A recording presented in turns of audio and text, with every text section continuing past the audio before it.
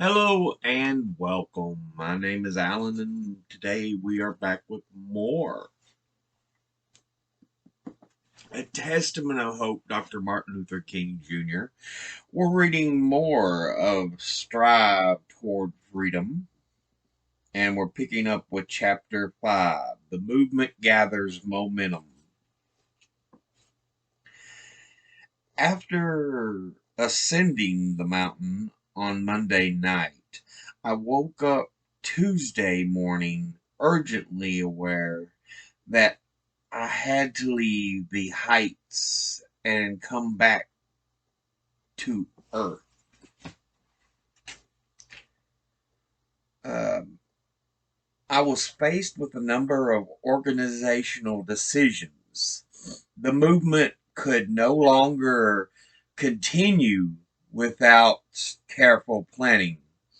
I began to think of the various committees necessary to give the movement guidance and direction.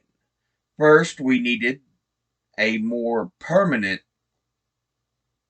transportation committee, since the problem of getting the ex bus riders about the city was paramount. I knew that we could not work out any system that would solve all transportation problems of the nearly 17,500 Negroes who had formerly ridden the buses twice daily.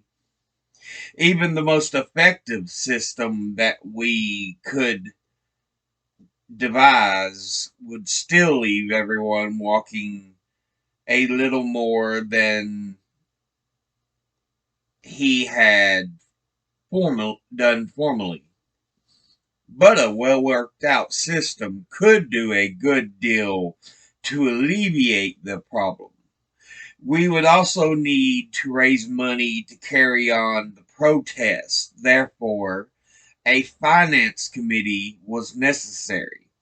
Since we would be having regular mass meetings, there must be a program committee for these occasions. And then, I reasoned, from time to time, strategic decisions uh, would have to be made. We needed the best minds of the association to think them through and to make recommendations to the executive board.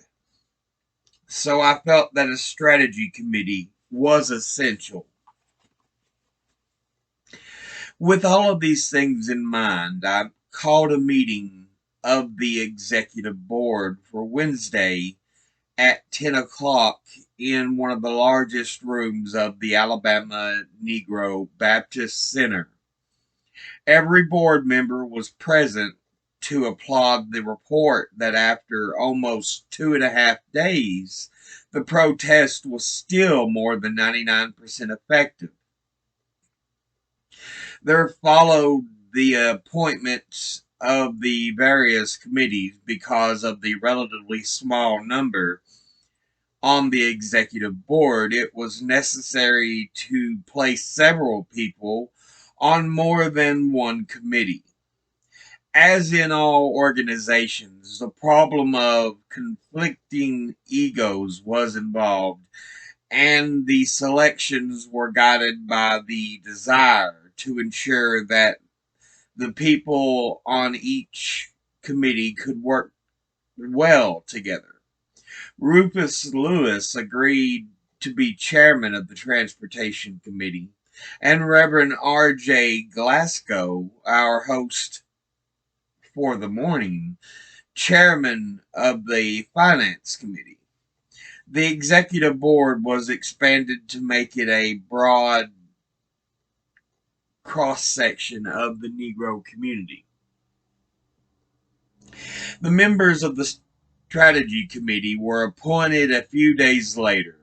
The new committee brought together a dozen men and women who had already provided among strong leadership in the early days of the protest. And those clear thinking and courageous guidance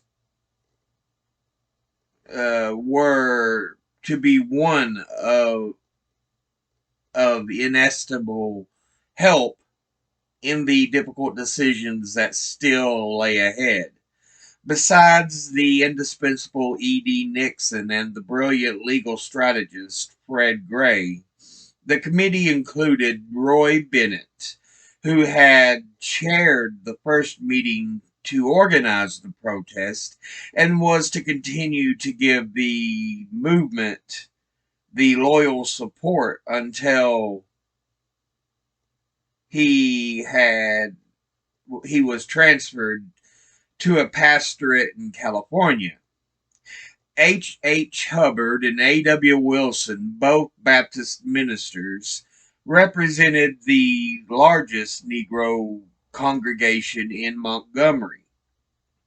Hubbard's stately presence brought a sense of security to every meeting that he attended, and his colleague Wilson, who was also who was held who has held key positions in the Alabama Baptist State Convention, contributed his fine talent as an organizer and administrator. Mrs. Uretta Adair, the wife of a prominent Montgomery physician, was a one-time faculty member of Tuskegee Institute who combined a rich academic background with a passion for social betterment. The current pandemic or academic world was represented by Joanne Robinson and J.E. Pierce, both faculty members of the Alabama State College, who had never allowed their secure positions to make them indifferent to the problems of the people.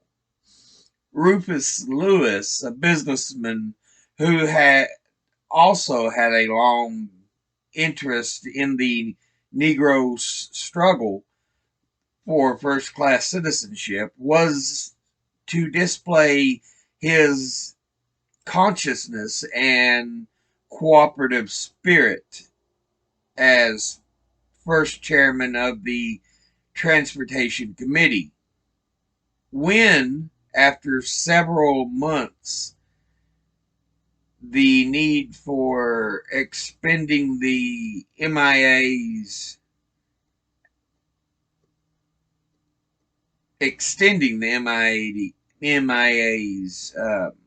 activities into such areas as voting became apparent, he took the chairmanship of the new registration and noting committee, a responsibility which he still holds. W.J. Powell and S.S. Shea, like Bennett, were ministers of the AME Zion Church. Powell brought a cool head and even temper to the problems that confronted the strategy committee in these tempestuous days. S.S. Shays was one of the few clerical voices that in the years preceding the protest had lashed out against the prejudices heaped on the Negro and urged his people to a greater appreciation of their own worth.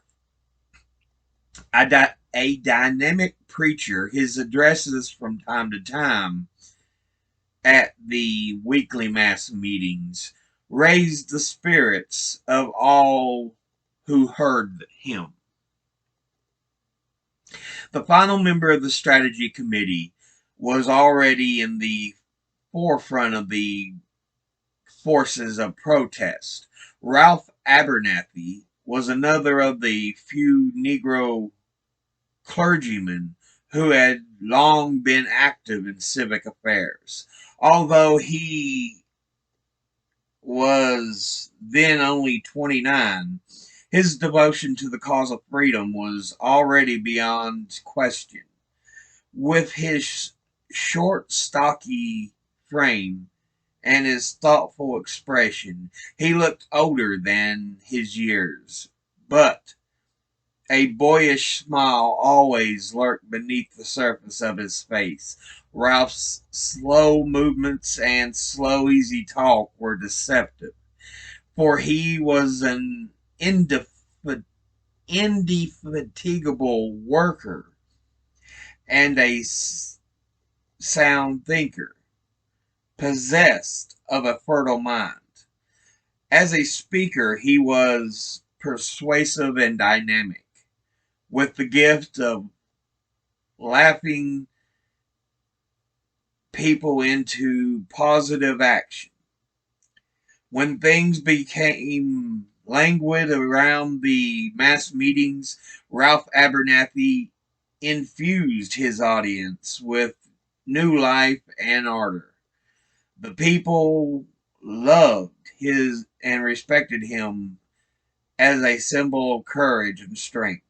From the beginning of the protest, Ralph Abernathy was my closest associate and most trusted friend.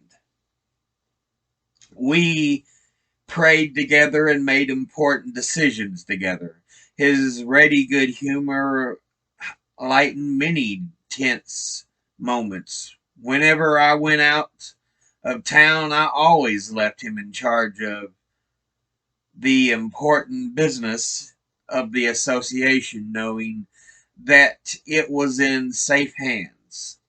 After Bennett left Montgomery, Ralph became first vice president of the MIA and has held that position ever since with dignity and efficiency.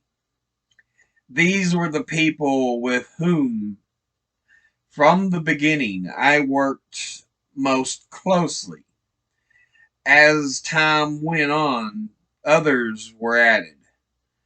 Among these, an early recruit of the executive committee was Reverend Robert Grates, whom I had first met in the Council on Human Relations. This boyish-looking white minister of the Negro Trinity Lutheran Church was a constant reminder to us in the trying months of the protest that many white people, as well as Negroes, were applying the love thy neighbor as thyself teachings of Christianity in their daily lives.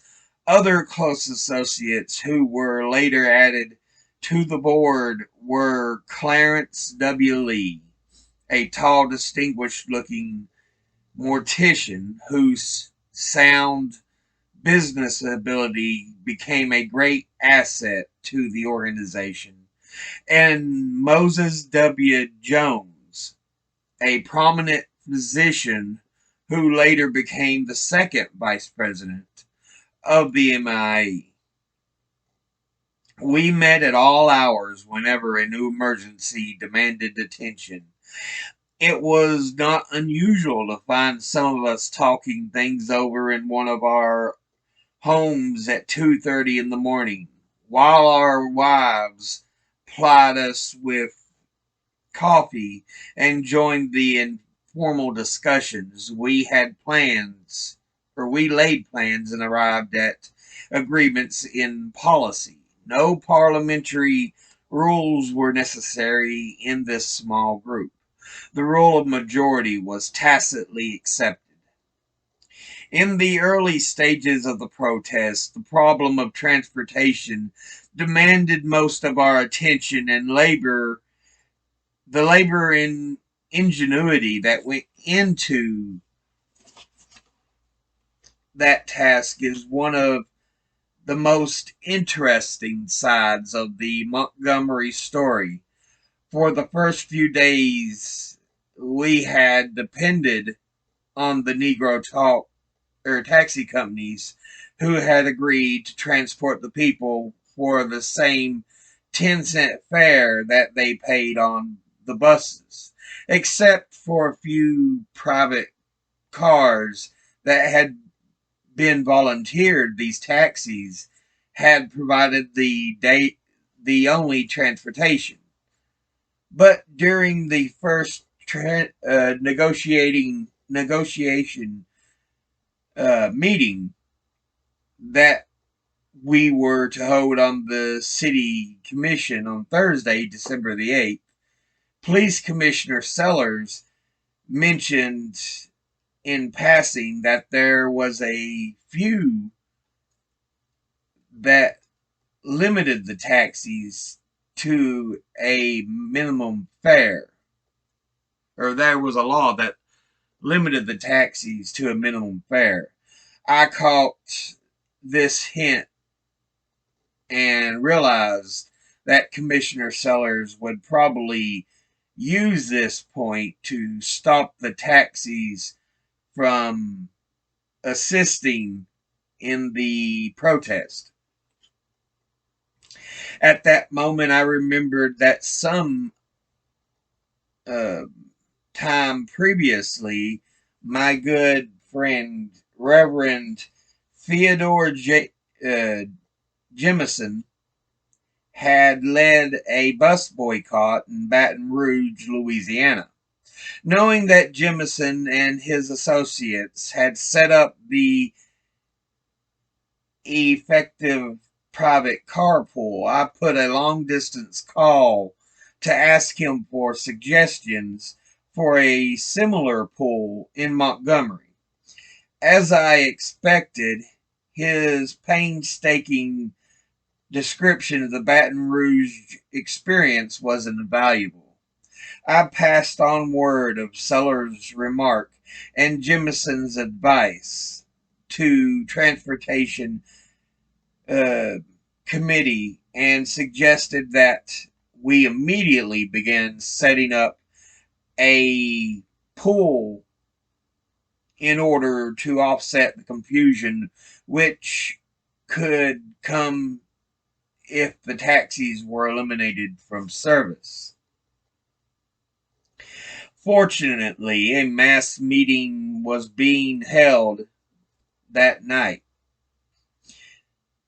There, I asked all of those who were willing to offer their cars to give us their names, addresses, telephone numbers, and the hours that they could drive before leaving the meeting. The response was tremendous. More than 150 signed slips volunteering their automobiles. Some who were not working offered to drive the carpool all day. Others volunteered a few hours before and after work.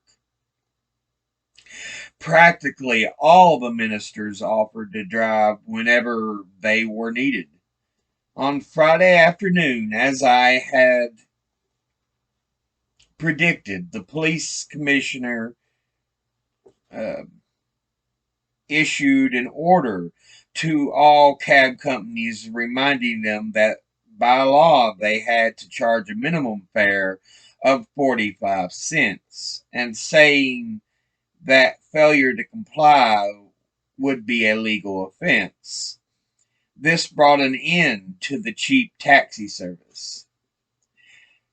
Our answer was to call hastily on our volunteers, who responded immediately. They started out simply by cruising the streets of Montgomery with no particular system. On Saturday, the ministers agreed to go to their pulpits the following day and seek additional recruits. Again, the response was tremendous. With the new additions, the number of cars swelled to about 300. The real job was just beginning, that of working out some system for the 300 odd automobiles to replace their haphazard movement around the city. During the days that followed, the Transportation Committee worked every evening into the morning hours, attempting to set up an adequate system. Several of Jimison's suggestions proved profitable. Finally, the decision was made to set up dispatch and pickup stations, points at which passengers would assemble for transportation to their jobs and home again. The dispatch stations would be open from 6 to 10 a.m. and the pickup stations from 3 to 7 p.m. Next came the difficult task of selecting sites for the stations that would adequately cover the whole city. For most of us found it relatively easy to think of dispatch stations since they would be in Negro sections of town. We discovered that we were at a loss in selecting pickup stations. The problem was that the vast majority of those who had ridden the buses worked for white employers, and the pickup stations would therefore have to be in white sections, of which we had little, if any, knowledge. Fortunately, however, we had two postal workers on the committee who know the city from end to end. With their assistance and the aid of a city map, we began working with the new facility. At this time, R.J. Glasgow was prominent in the Transportation Committee along with the chairman, Rufus Lewis. These men, with the assistance of the whole committee, worked assiduously to lay out the plan. By Tuesday, December the 13th, the system had been worked out. Thousands of mimeographed leaflets were distributed throughout the Negro community with a list of 48 dispatch and 42 pickup stations. Most of the dispatch stations were located at the Negro churches. These churches cooperated by opening their doors early each morning so that the waiting passengers could be seated, and many of them provided heat on cold mornings. Each of the private cars was assigned to one of the dispatch and one of the pickup stations.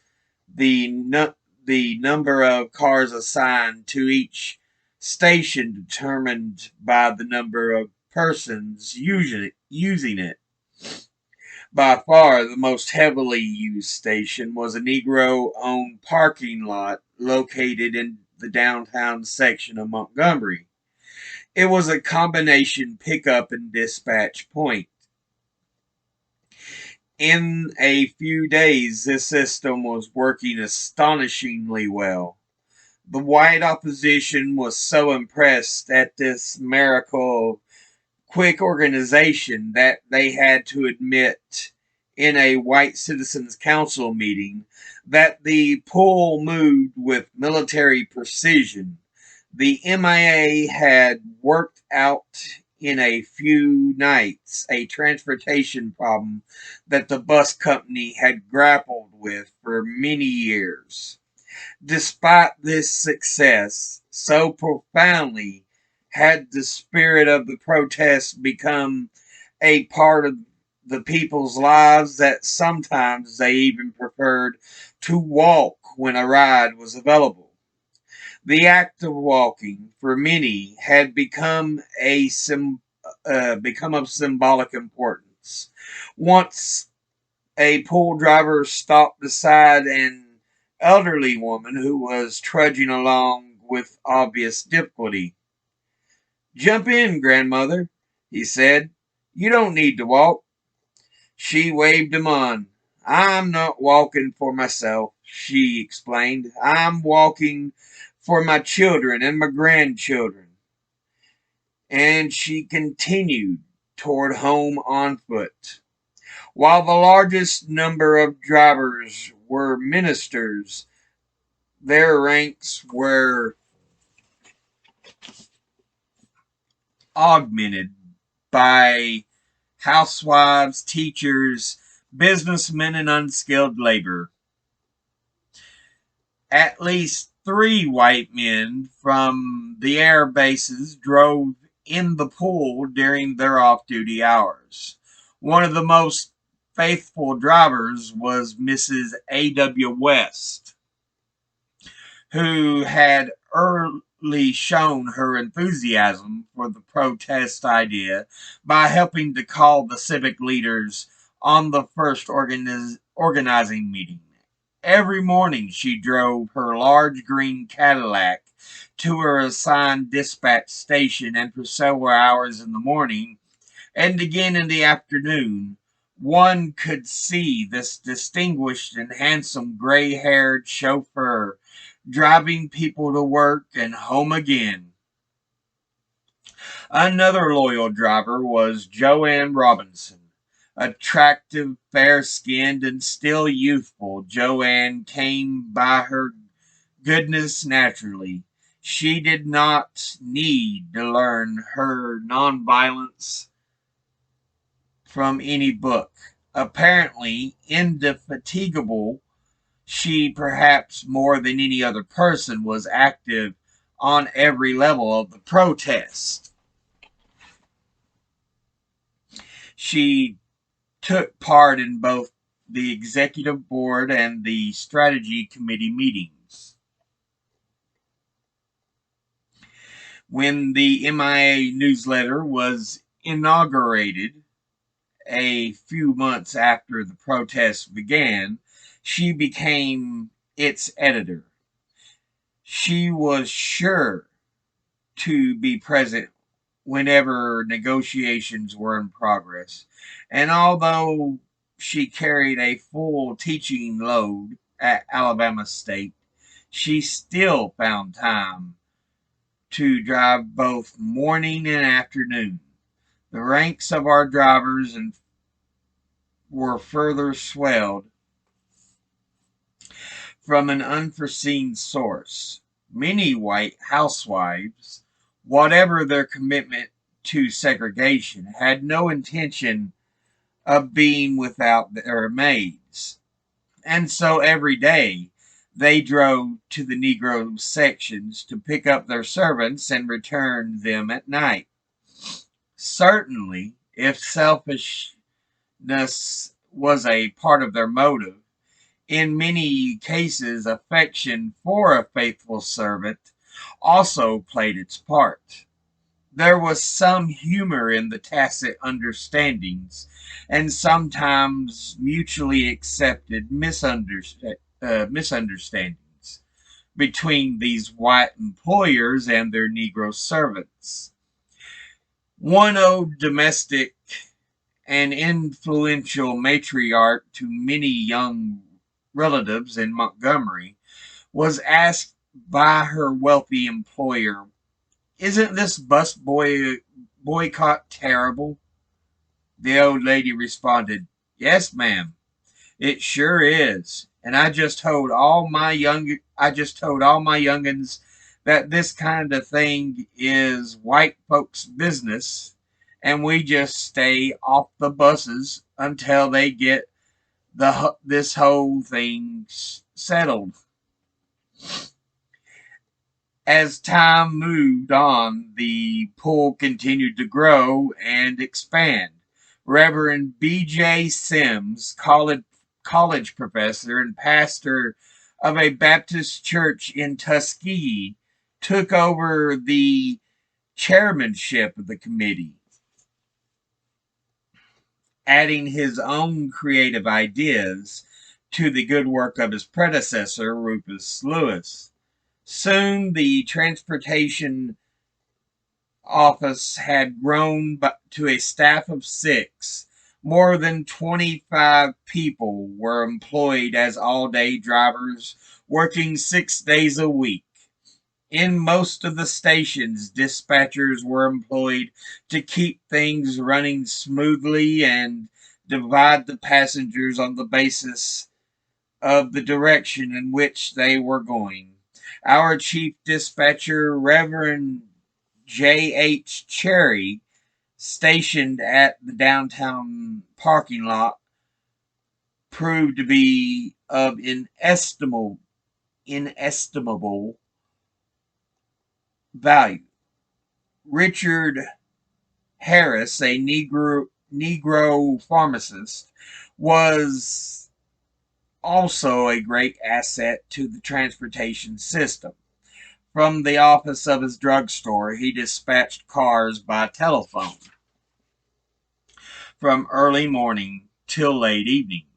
Visitors were always astonished to see this young, energetic businessman standing with a telephone at his ear, dispatching cars and filling a prescription simultaneously. Finally, a fleet of more than 15 new station wagons was added. Each of these 1956 cars was registered as the property of a different church, and the name of the sponsoring church was emblazoned on the front and side of each vehicle. As these rolling churches carried their spirited loads of passengers along to work, the occasional sound of hymn singing came from their windows. Pedestrians who could find no room in the crowded vehicles waved as their own church passed by and walked on with new heart. Altogether, the operation of the motor pool represented organization and coordination at their best. Reporters and visitors from all over the country looked upon the system of unique accomplishment, but the job took money. For a while, the MIA had been able to carry on through local contributions. Week after week, wealthy or poor, the Negroes of Montgomery gave what they could, even though sometimes there was only a dime or a quarter to put in the collection box. But as the pool grew and other expenses mounted, it was evident that we needed additional funds to carry on. The cost of running the MIA had increased to $5,000 a month. Fortunately, the liberal coverage of the press had carried the word of our struggle across the world. Although we never made a public appeal for funds, contributions began to pour in from as far away as Tokyo. MIA leaders were invited to cities all over the country to appear in fundraising meetings. Every day brought visitors bearing gifts, and every mail brought checks. Sometimes the gift was as large as $5,000, sometimes only a single dollar bill. But altogether, they added up to nearly $250,000. The largest response came from church groups, particularly, though by no means only, Negro churches. Several ministerial associations contributed generously. It would be safe to say that churches in almost every city of the United States sent help. Labor, civic, and social groups were our staunch supporters, and in many communities, new organizations were founded just to support the protest. Almost every branch of the NAACP responded generously to a letter from Roy Wilkins, the executive secretary, urging them to give moral and financial support to the movement. And this was only one of the many ways in which the NAACP was to lend its strength to the days ahead. Contributions came from many individuals, too, both white and Negro, here and abroad. Often these were accomplished by letters that raised our spirits and helped to break the sense of isolation that surrounded us in our own community. From Pennsylvania came a check for $100, along with a note in a spidery handwriting of an elderly gentlewoman. For your work is outstanding and unprecedented in the history of our country. Indeed, it is epoch making, and it should have a far reaching effect. Not by might, nor by power, but by my spirit, saith the Lord. This might well be the motto of the Montgomery Improvement Association. A former federal judge wrote, "You have shown that decency and courage will eventually prevail. The immediate issue has not been won as yet, but such faith and determination is bound to be triumphant, and the persecutors must themselves, by the time, come to realize that they are fighting a cruel but losing effort. The entire nation salutes you and prays for your early relief and victory." From Singapore came the assurance that what you are doing is a real inspiration to us here in the part of the world where the struggle between democracy and communism is raging. The crew of a ship at sea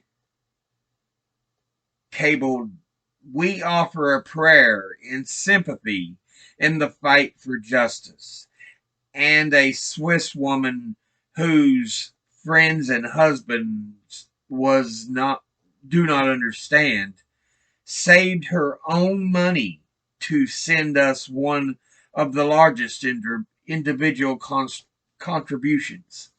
"Since I have no possibility," she wrote, "to help you in an efficacious manner, this is such a bad feeling, believe me, and I burningly would like to do just something. I send you these $500.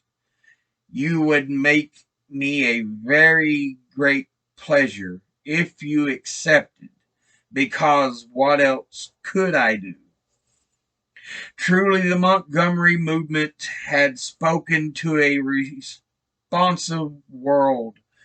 But while these letters brought us much needed encouragement, they were also the source of persistent frustration for me. The MIA lacks proper office facilities and staff, and due to the shortage of secretarial help, most of the early letters had to go unanswered. Even financial contributions were often unacknowledged. The more I thought of my inability to cope with these matters, the more disturbed I became. My frustration was augmented by the fact that for several weeks after the protest began, people were calling me at every hour of the day and night, and the phone would start ringing as early as 5 o'clock in the morning and seldom stopped before midnight. Sometimes it was an ex-bus rider asking me to arrange to get her to work and back home at a certain hour. Sometimes it was a driver complaining about uncooperative passengers or a passenger complaining about a temperamental driver. Sometimes a driver's car had broken down. Sometimes it was a maid who had been threatened with firing by her employer if she continued to stay off the buses, and sometimes a person who simply wanted to know where the nearest pickup station was located. From time to time, someone called to say that a certain driver was charging his passengers and needed to be stopped before his acts jeopardized the legal status of the whole system. We came to see the necessity of having a well staffed office to face such problems as these. At first, we attempted to run it with voluntary secretarial help, but this was not sufficient. So we hired a full time secretary to do the regular work of the association and set up the transportation office with a secretary to work directly in that area. As time went on, the correspondence became so heavy and the transportation work so detailed that it was necessary to employ an office staff of 10 persons. With the growth of the office staff and other administrative matters, the board finally supplied me with an executive assistant, Reverend R.J. Glasgow. All of these steps, the hiring of office secretaries, setting up a transportation office, and hiring an executive assistant, served to lighten almost unbearable load and help me to regain my bearings. But the job of getting the movement going was not yet finished. There was still the task of finding permanent office space to house the MIA. The problem proved to be unexpectedly difficult, and we were forced to have no less than 4 times we found a relatively permanent location.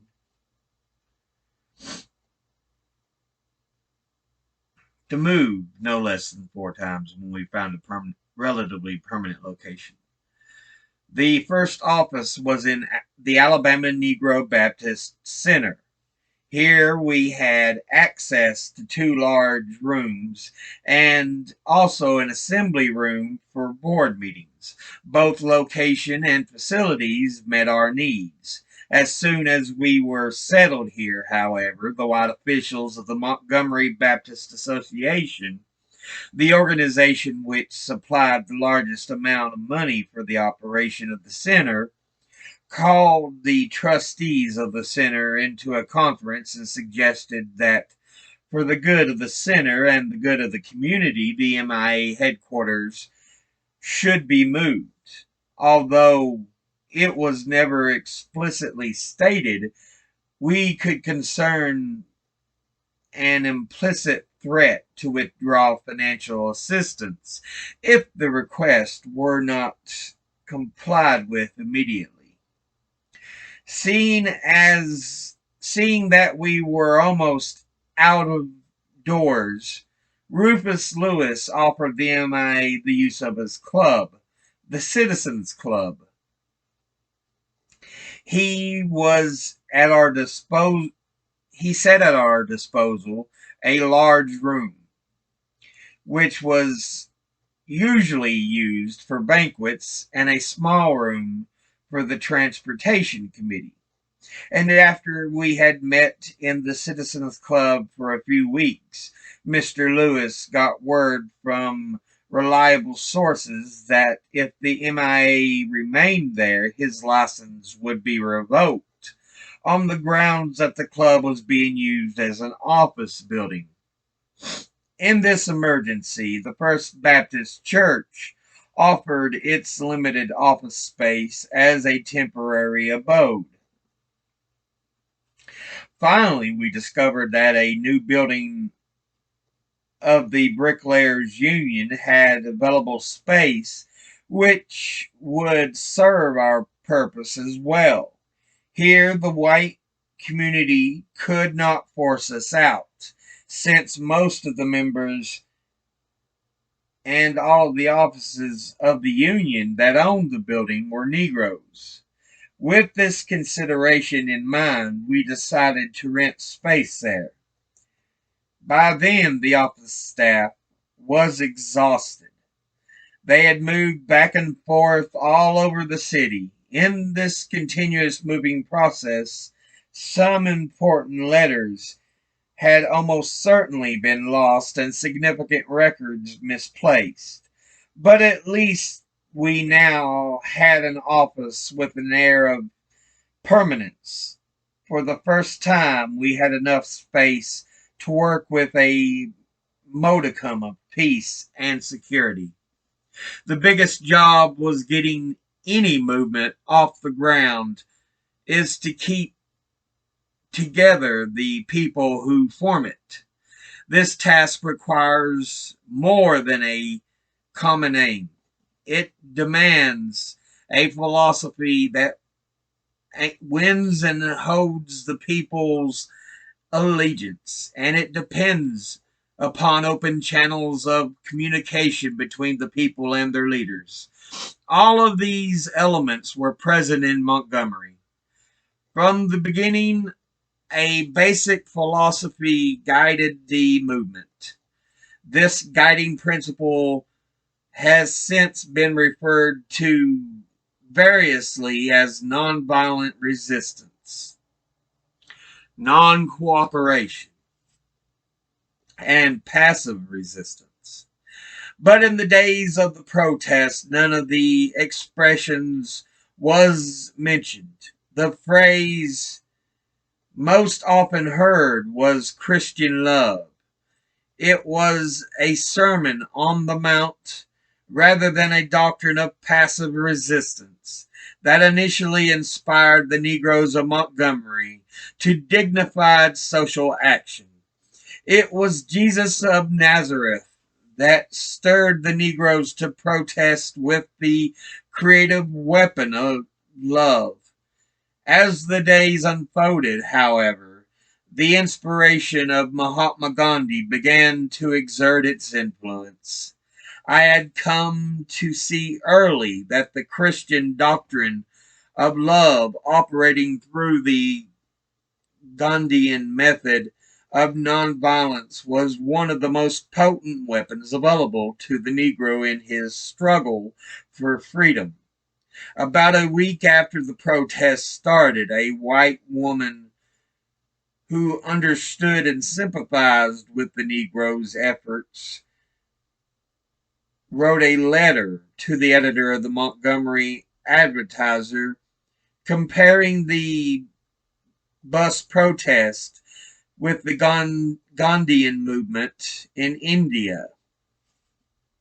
Miss Juliet Morgan, sensitive and frail, did not long survive the rejection and condemnation of the white community, but long before she died in the summer of 1957, the name Mahatma Gandhi was well known in Montgomery.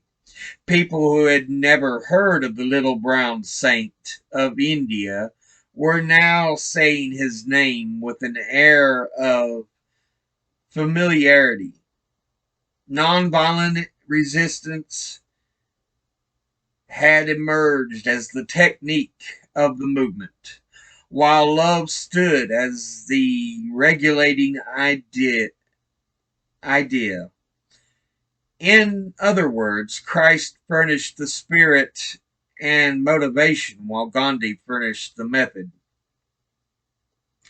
This philosophy was disseminated mainly through the regular mass meetings which were held in the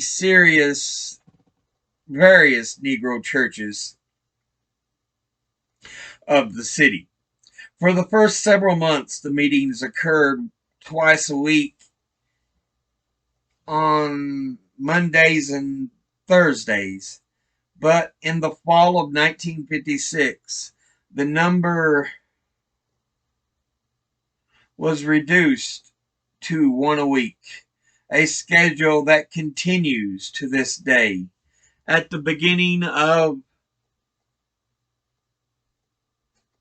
the protest, these twice a week get togethers were indispensable channels of communication since Montgomery had neither a neighborhood radio station nor a widely read Negro newspaper.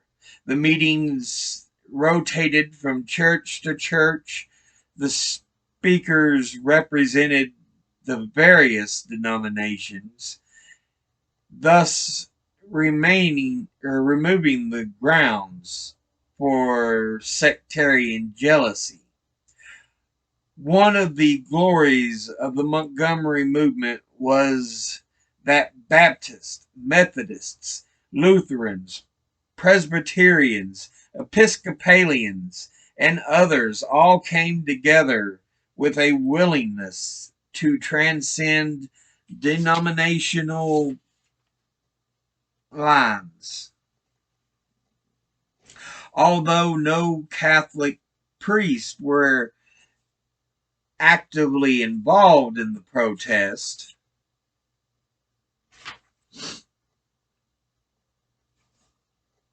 many of their parishioners took part. All joined hands in the bond of Christian love. Thus, the mass meetings accomplished on Monday and Thursday nights what the Christian church had failed to accomplish on Sunday mornings.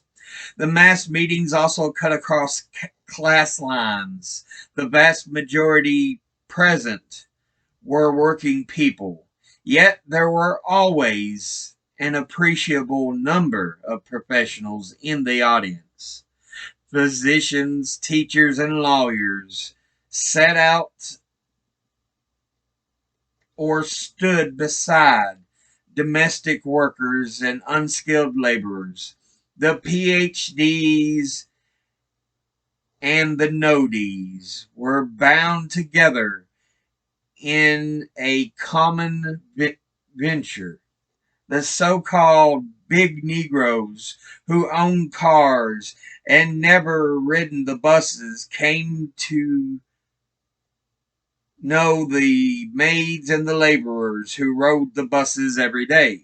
Men and women who had been separated from each other by false standards of class were now singing and praying together in a common struggle for freedom and human dignity. The meetings started at 7, but people came hours ahead of time to get a seat. It was not uncommon to find the churches completely filled by 5 in the afternoon. Some tried papers and books while others waited. Some read papers and books while they waited. Others joined in group singing. Usually the hymns preceding the meeting were unaccompanied line tunes of low pitch, and long meter. One could not help but be moved by these traditional songs, which brought to mind the long history of the Negro's suffering. By the time the meeting started, virtually every space was taken, and the hundreds often overflowed into the streets.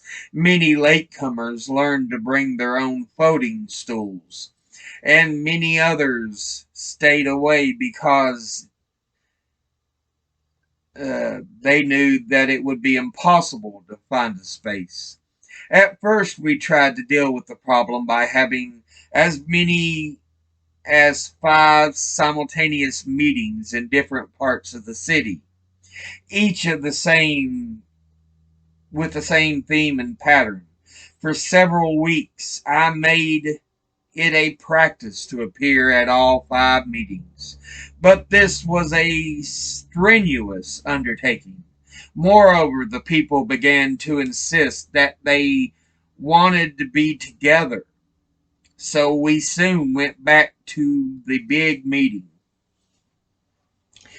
The evenings followed a simple pattern: songs, prayer, scripture reading, opening remarks by the president, collection, reports from the various committees, and a pep talk. The latter was the main address of the evening, usually given by a different minister at each meeting,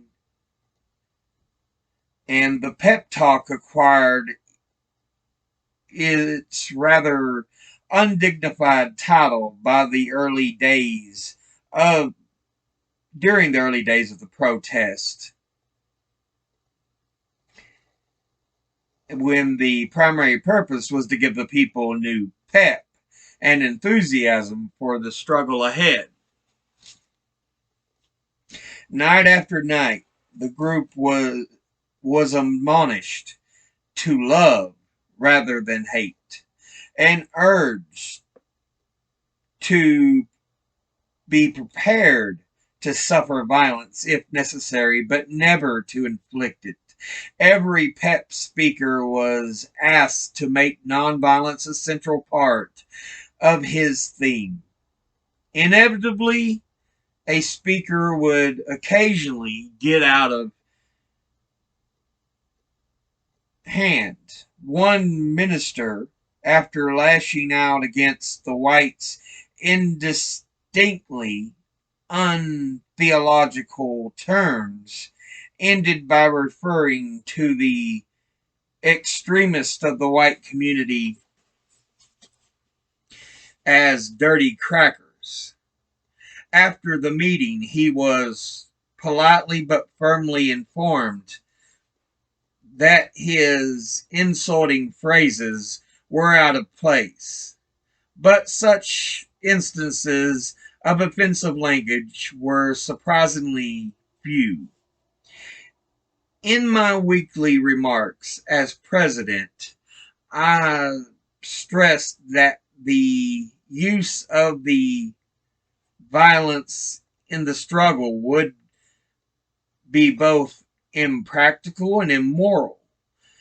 To meet hate with retaliatory hate would be nothing but intensify the existence of evil in the universe. Hate begets hate. Violence begets violence. Toughness begets a greater toughness. We must meet the forces of hate with the power of love. We must meet physical force with soul force. Our aim must never be to defeat or humiliate the white man, but to win his friendship and understanding. From the beginning, the people responded to this philosophy with amazing ardor. To be sure, there were some who were slow to concur. Occasionally, members of the executive board would say to me in private that we needed a more militant approach. They looked upon nonviolence as weak and compromising. Others left that at least a modicum of violence would convince the white people that the Negroes meant business and were not afraid. A member of my church came to me one day and solemnly suggested that it would be to our advantage to kill off 8 or 10 white people. This is the only language these white folks will understand, he said. If we fail to do this, they will think we're afraid. We must show them that we're not afraid any longer.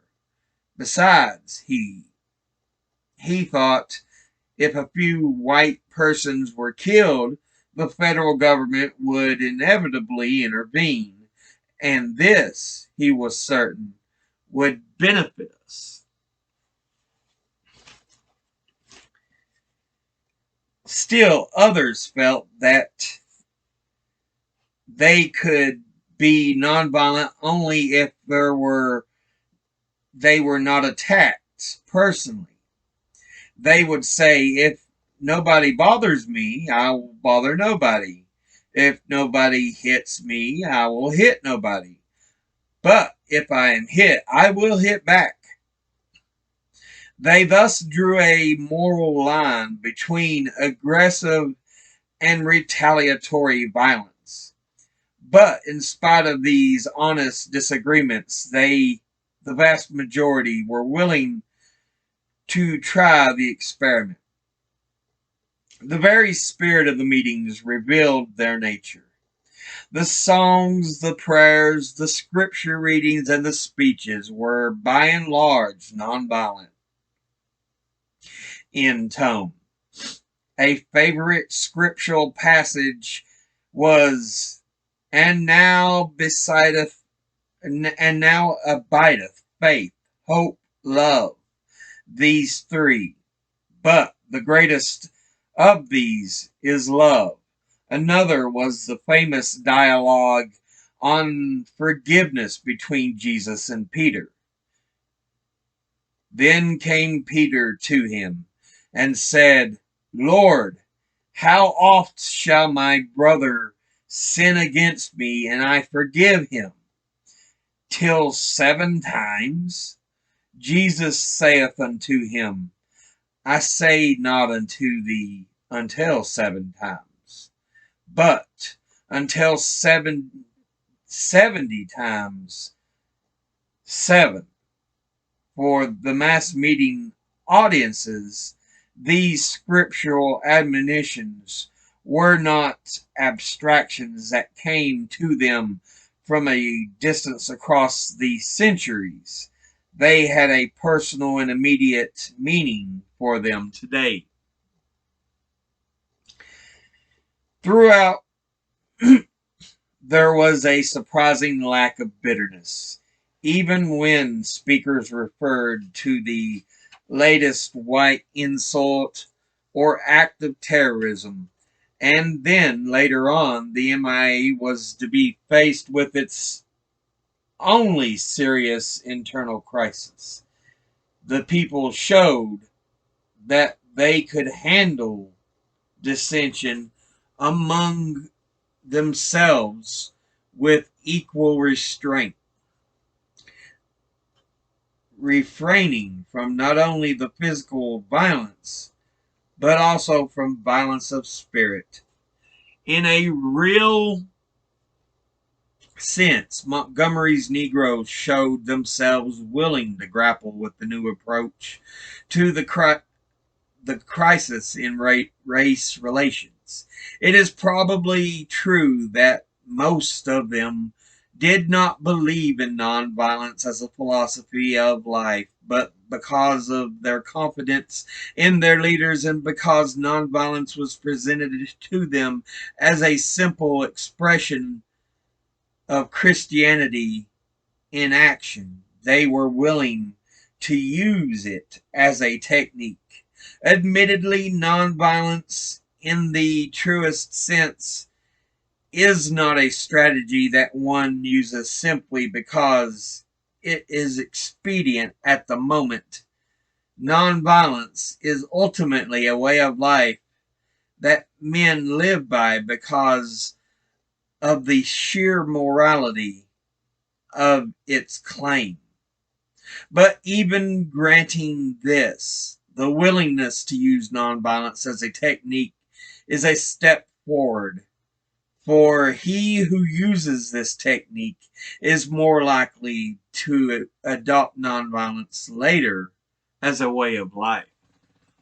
Oh, and that's all for this we're reading today. My hip is killing me just sitting there for over an hour. Ow. But, yeah. Dr. King talks about some of the background work of the boycott, the behind the scenes moments.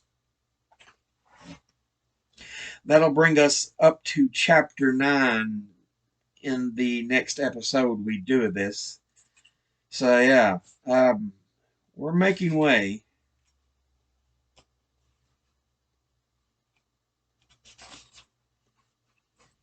Let me see where the next issue. Well, my fingers can separate pages.